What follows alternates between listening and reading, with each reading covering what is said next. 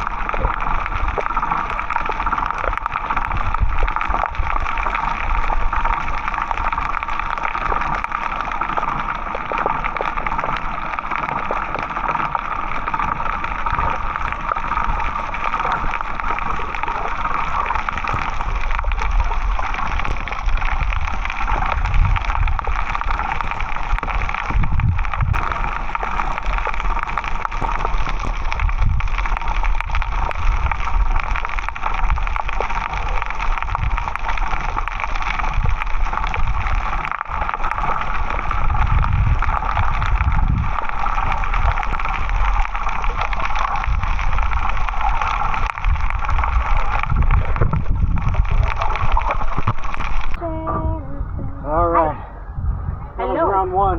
Now we're going to the Yes. next place. Got a smaller Our fish first here, needlefish. destination. Bit of a current here. So we couldn't go out a little deeper. The biggest fish we saw are needlefish, obviously. Anyway, off to the next one.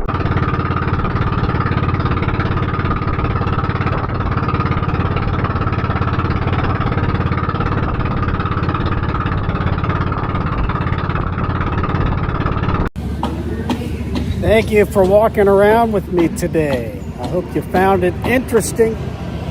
Like and subscribe if you like what you see. And if you don't like what you see, like and subscribe again. Take care.